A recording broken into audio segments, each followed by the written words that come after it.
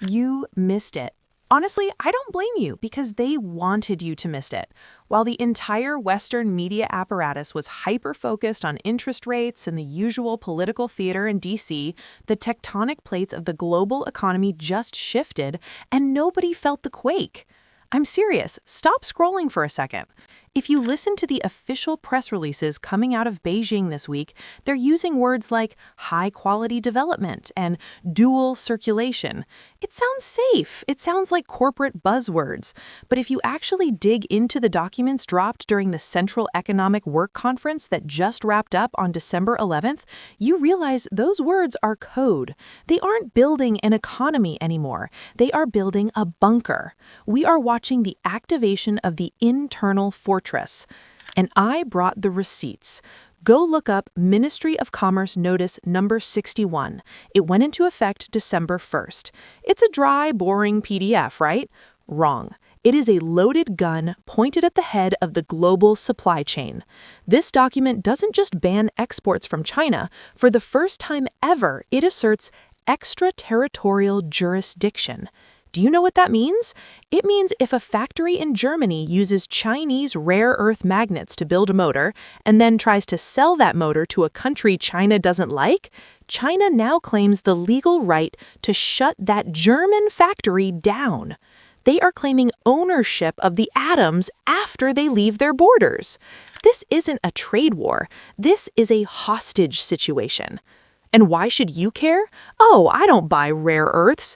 Yeah, you do. You just don't know it. It's in the vibration motor in your phone. It's in the guidance system of the missile protecting your coastline. It's in the MRI machine at your local hospital.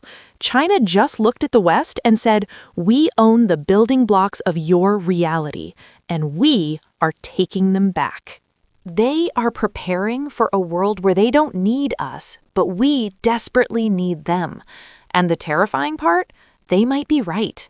I'm going to show you exactly how this Doomsday Protocol works and why the Made in China label is about to become the most dangerous thing in your house. Buckle up. Because to understand why the shelves might go empty in 6 months, you have to understand how we let them fill the shelves in the first place. You have to go back. Not to last week, not to the election. You have to go back to 2001. That was the year the West made the single greatest geopolitical bet in human history. We let China into the World Trade Organization. And the logic, I remember this, I was reading the op-eds back then, the logic was arrogant. It was simple. The theory was called the Golden Arches Theory of Conflict Prevention. The idea was that no two countries with a McDonald's would ever go to war with each other. We thought, arrogantly, that if we flooded China with capitalism, with KFC and Buick dealerships and cheap credit, they would inevitably become like us. We thought democracy was a side effect of GDP. We were wrong. We were catastrophically, embarrassingly wrong. While we were busy outsourcing our factories to Guangdong to save 3 cents on a plastic widget, Beijing wasn't building a democracy, they were building leverage. They were reading the fine print of the global order and realizing that the guy who makes the stuff has more power than the guy who buys the stuff. Fast forward to 2015. This is the smoking gun. This is the document the Western elites ignored because they were too busy looking at quarterly stock returns. The CCP released Made in China 2025. Now, the media covered this as a industrial policy. Sounds boring, right? Just a government trying to boost business. No. Read the text. Made in China 2025 was a declaration of independence. It explicitly stated that China's goal was to dominate 10 high-tech sectors: robotics, aerospace, new energy vehicles, biomedicine, and displace the West. They told us exactly what they were going to do.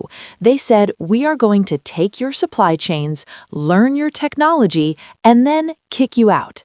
And what did we do? We laughed. We said, oh, China can copy, but they can't innovate. We let them buy KUKA robotics in Germany. We let them corner the market on cobalt in the Congo. We let them subsidize their solar panels until every American and European solar manufacturer went bankrupt. We financed our own execution because the goods were cheap. And now we arrive at the internal fortress. The villain here isn't just Xi Jinping. It's the arrogance of the Western financial class that assumed China would always be satisfied with being our factory floor. Xi looked at the sanctions we put on Russia in 2022. He saw how the U.S. weaponized the dollar, how we froze assets, how we cut off chips. And he didn't get scared. He got busy. He realized that China had a vulnerability. They needed the world. So, for the last 3 years, under the banner of dual circulation, they have been systematically closing the airlocks. They have been stockpiling grain. China holds more than 50% of the world's wheat reserves right now. Did you know that? They have been stockpiling oil.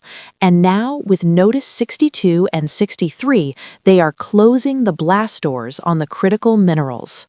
Now, I know what you're thinking. I can hear the comments already.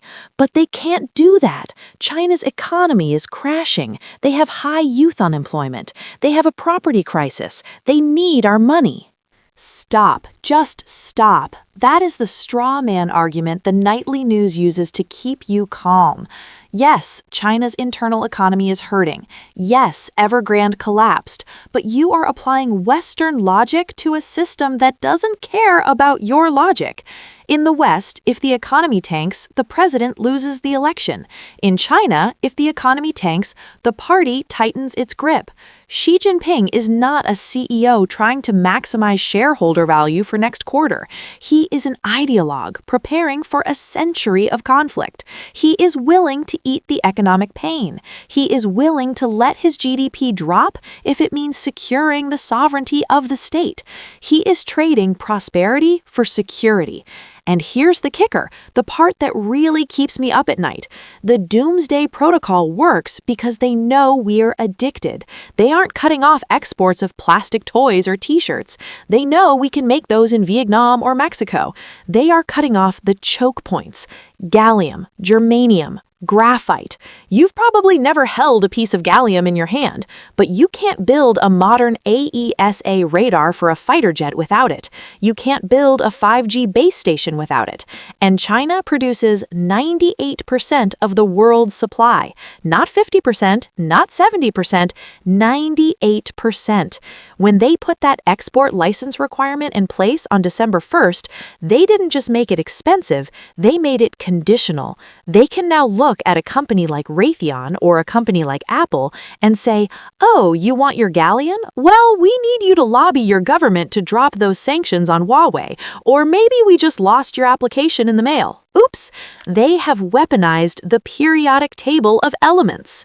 And the data backs this up. Look at the export numbers for processed graphite since the initial restrictions were teased months ago. It didn't just dip, it fell off a cliff. Companies in South Korea and Japan are scrambling, panic buying whatever they can find, driving prices up 40%, 50%, 60% in weeks. That is inflation that is coming for your car, your phone, your laptop. But wait, you say, we have minerals too. We have mines in America. We have mines in Australia. Right, and this is the great false hope. The politicians will stand up in front of a flag and say, we are opening new mines. We are onshoring. It sounds great. It sounds easy. We just dig a hole in Nevada, right? Here is why that is a lie. It's not about the rock. It's about the processing. You can dig up rare earth ore in California, and we do at Mountain Pass, but guess where we send that ore to be processed? China. Because for 30 years, we decided that refining radioactive sludge was too dirty and too expensive for our delicate Western sensibilities. So we shifted all to China. They built the smelters. They built the acid baths. They trained the chemical engineers. We didn't just lose the resource. We lost the knowledge. So when the politician tells you, "Don't worry, we'll just build our own supply chain," they are neglecting to mention that it takes 10 years to permit a mine in the US, another 5 years to build a refinery, and another 5 years to get the chemistry right. China knows this. They know the math. They know that for the next decade, we are trapped in the cage they built, and they just decided to rattle the bars. And the reason they can rattle those bars is because they designed the cage. To understand how truly trapped we are, you have to stop thinking about this like trade. This isn't about buying bananas from Ecuador. This is about technological feudalism. Think of it like this. Imagine you buy a high-end Tesla. You pay cash. You think you own it. But then you find out that the battery doesn't actually belong to you. It's on a subscription from the manufacturer. And the minute you drive that car to a protest they don't like, or park it in a neighborhood they disapprove of, they flip a switch at HQ and your car turns into a 2-ton brick. That is exactly what Notice Number 61 does to the global manufacturing sector. China is effectively saying that the atoms, the literal gallium and dysprosium atoms inside your fighter jets and your iPhone, still belong to them even after you buy them. It's a digital rights management system for physical reality. By requiring an end-user certificate, they aren't just deciding if you get the metal, they're demanding to know exactly where it's going. If a defense contractor in Arizona wants to build a guidance chip, they have to tell Beijing exactly who the customer is, what the application is, and who the final user will be. Do you see the trap? It's an intelligence coup. We're handing them the blueprints of our defense industrial base just to get the raw materials to build it. We're trading our secrets for their sludge. And this puts Western leaders in a catch-22 that is honestly terrifying. If they refuse to comply with these new licenses, the supply stops. The factories in Germany and Michigan go dark in about 90 days. But if they do comply, they're effectively asking the Chinese Communist Party for permission to build their own weapons. They're stuck. If they turn left, they surrender their sovereignty. If they turn right, they crash the economy. I know, it sounds crazy. I wish I was making this up. I wish this was a Tom Clancy novel and not the Federal Register. But I'm looking at the filings. I'm seeing the panic in the procurement offices. And here is how the dominoes fall. This is the part the economists miss because they look at macro numbers. Real life happens in the micro. First, the price of heavy rare earths, the stuff used in magnets, spikes. We're already seeing that. Then, the small suppliers, the guys in the middle of the chain who make the electric motors for Ford or the actuators for Airbus, they can't absorb the cost. They fold. When the motor guy folds, the assembly line at the Ford plant stops. You can't ship an F-150 Lightning without a motor, so Ford declares force majeure. They stop paying the shipping company. The trucking company lays off drivers. Suddenly, a trade dispute in Beijing becomes a foreclosure in Detroit. And the scariest domino? The F-35, the Joint Strike Fighter. It is the backbone of NATO air superiority. Do you know how much rare earth magnetic material is in a single F-35? 920 pounds, nearly half a ton. If China turns off the tap, we don't just lose money, we lose the ability to project power. We lose the ability to patrol the oceans. The Doomsday Protocol isn't about bankrupting us, it's about grounding us. It's about making the US Navy look like a bathtub toy because we can't build the replacement parts for the radar systems. We have passed the point of negotiation. You don't negotiate with the guy who has his hand on your oxygen line. We are now in a phase of survival, and the clock didn't start today. It started on December 1st. And because the clock is ticking, we have to stop admiring the problem and start mapping out the crash site. I am not here to tell you what might happen. I am here to tell you what will happen based on the trajectory we are currently locked into. I've run the simulations. I've talked to the risk assessors who insure these cargo ships. There are really only two ways this plays out, and spoiler alert, neither of them involves going back to 2019. The best case scenario It's the diplomatic thaw. This is the fairy tale the markets are pricing in right now. In this version, Western diplomats fly to Beijing, they eat a nice banquet, they make some concessions on Taiwan or tariffs, and Xi Jinping says, okay, fine, turn the gallium tap back on. I need you to understand that this is a delusion. Xi didn't spend 10 years building the internal fortress, stockpiling grain, and rewriting the Chinese constitution just to trade it all for a slightly lower tariff on EVs. This isn't a bargaining chip. It is a strategic pivot. You don't build a bunker unless you plan to live in it. So we have to look at the ugly truth, the likely scenario. We are entering the era of the bifurcated world, the Great Split. By 2030, 5 years from now, the world you live in will look fundamentally different. It won't be a wasteland, I'm not selling you Mad Max, but it will be a world of friction. It will be a world where globalism is a history lesson. Imagine walking into a car dealership in 2030. You don't just pick a color and drive off. You get on a waiting list. Why? Because the Western supply chain is still trying to spin up those mines in Nevada, and they are years behind schedule. The price of a new vehicle has doubled, not because the car is better, but because the raw materials inside it are now sourced from friendly nations at 10 times the cost. We are going to see the return of the gray market. Remember how people used to smuggle blue jeans into the Soviet Union? In 2030, people will be smuggling high-end processors out. You are going to see a tech iron curtain. On one side, the Chinese sphere, using their standards, their chips, their AI. On the other side, the Western sphere, struggling to rebuild an industrial base we gutted 40 years ago. Your internet will be different. It won't be the World Wide Web anymore. It will be the Western Web, firewalled off from the Eastern Web. The flow of information, just like the flow of cargo, is going to stop. And the culture will change. The throwaway culture, the idea that you buy a toaster for $20, use it for a year, and trash it, that is dead. When the cost of everything skyrockets because the cheap Chinese labor and materials are gone, we're going to be forced back into a repair economy. You're going to fix your boots. You're going to solder your circuit boards. You're going to drive that truck for 20 years because you simply cannot afford the new one. It's going to feel like a step backward in time, a little more analog, a little harder, a little more expensive. Now, I can feel the anxiety spiking. I can feel you asking, okay, so what do I do? Do I buy gold? Do I dig a hole in the backyard? Stop. Breathe.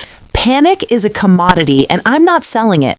I'm selling preparation. The people who panic are the ones who get blindsided. You are not blindsided anymore. You have the intel. Here is your action plan. And I'm not talking about write your congressman. They are 10 steps behind. I'm talking about you. Number 1, audit your dependency. Take a weekend and look at your life. What do you need to function that relies on a complex, fragile supply chain? If your business relies on a specific widget that comes from Shenzhen, you are already out of business. You just don't know it yet. Find a local alternative now. Stockpile the spare parts now. If you need a specific medication, talk to your doctor about getting a 3-month supply. Do not trust just-in-time delivery. Just in time is dead. You need just in case. Number 2, invest in dumb tech. This sounds counterintuitive, but in a world of cyber warfare and supply chain lockouts, the smartest technology is the stuff that doesn't connect to the internet, the stuff that doesn't need a firmware update from a server in Beijing. Keep your old truck. Keep your wired tools. Learn how to fix things that are mechanical, not digital. The most valuable asset in 2030 won't be the guy who can code a crypto bot. It will be the guy who can rewind an electric motor with copper wire. Number 3, localize your resilience. The internal fortress is China's strategy for a national level. You need an internal fortress for your household level. And that doesn't mean isolation, it means community. Who grows beef in your county? Who knows how to weld in your neighborhood? The global supply chain is breaking, so the local supply chain is the only one that matters. Get to know the producers near you. Shake their hands. Buy from them now so they know you when the shelves at the big box store go empty. Number 4, mental hardening. This is the most important one. You have to accept that the easy era is over. The era of cheap money, cheap goods, and infinite peace is gone. We are entering a cycle of history that is rougher, sharper, and more volatile. You have to be okay with that. You have to be the person in your family who doesn't freak out when the news gets bad. You have to be the anchor. Because here is the secret the elites won't tell you. Human beings are adaptable. We have survived ice ages. We have survived plagues. We have survived world wars. We will survive a trade war with China.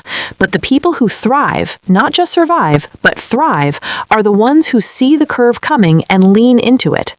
You are now the insider. You aren't watching the news anymore. You are decoding it. You know that when they say security capacity, they mean war economy. You know that when they say export control, they mean blockade. And because you know that, you are already 10 moves ahead of the crowd. Don't let the headlines scare you. Let them sharpen you. Stay vigilant, stay prepared, and most importantly, stay free. I'll see you in the comments.